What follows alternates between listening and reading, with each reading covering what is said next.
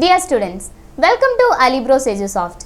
In this video, I am taking class of the continuation of our last video, that is 8th standard NCERT Civics textbooks 5th chapter Judiciary. Let's continue with the topic. Is our judiciary independent?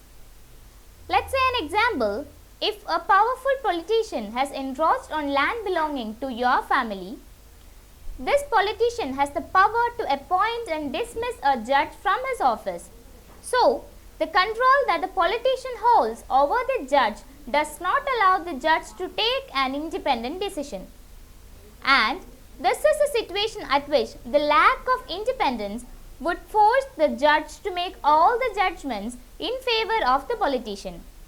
So, the Constitution protects against this kind of situation by providing independence for each and every citizen, providing for the independence of the judiciary. That is what is written in the Constitution of India. So, according to Indian Constitution, our judiciary is independent. The law is above all the citizens of the country. Separation of power. The power in India is subdivided into three sectors. They are legislative, judicial and executive. The legislative branch enacts the laws of the country and raises and distributes the money necessary to operate the government, known as the power of the purse. The judicial branch interprets the US Constitution and bylaws and the rules on disputes brought before it by citizens, states or other branches of the government. Next is the executive branch. Executive branch implements and administers the laws and the public policies enacted and funded by the legislative branch. The judicial branch interprets the constitution and bylaws and rules on disputes brought before it by citizens, states or other branches of the government. Judiciary is the key feature of the constitution. Other branches of the judiciary are, as I said before, that is legislature and the executive. The courts are not under the government and do not act on their behalf. So, court is a separate individual body which do not act under the behalf of the government. So, government and the court are two separate entities. Once appointed to this office, it is also very difficult to remove a judge. So, once a judge is appointed in any court of the country, he cannot be easily removed. So, the government and the courts are two separate entities, and that is the reason why the government cannot remove any judges from the court once appointed. Next, I am going to say about the structure of courts in India. Three different levels of courts are there in the country. They are subordinate courts, that is the lower courts, then the high courts, and the apex court is the Supreme Court. Several courts at the lower level, while there is only one at the apex level.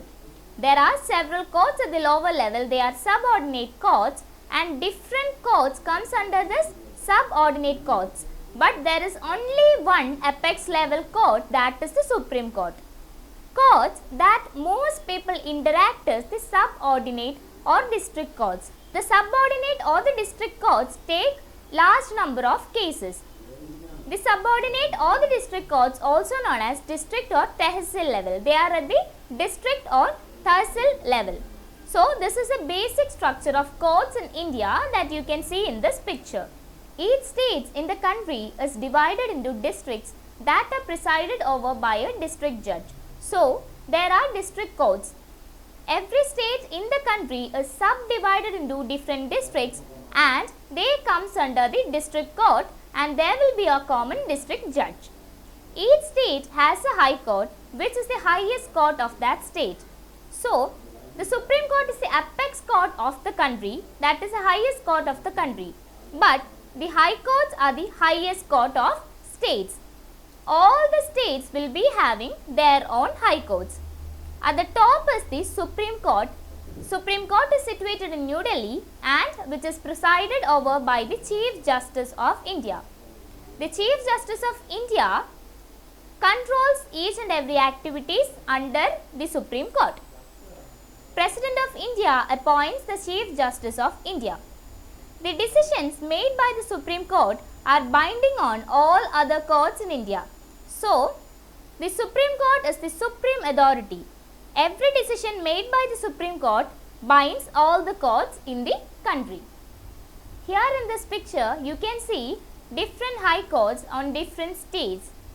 Almost all the states will be having their own high courts. But in some cases, some high courts has jurisdiction of two states or two different areas. High courts were first established in the three presidencies like Calcutta, Bombay and Madras in 1862. So, the first high courts in the country were the Calcutta High Court, Bombay High Court and Madras High Court, which was started in 1862. High Court of Delhi came into force on 1966. At present, there are 25 high courts in the country. Many states have their own high courts. So students, I'll end this video here. The remaining portion of the chapter will be taken on the upcoming videos. If you have any doubts, please contact to this email ID. Thank you.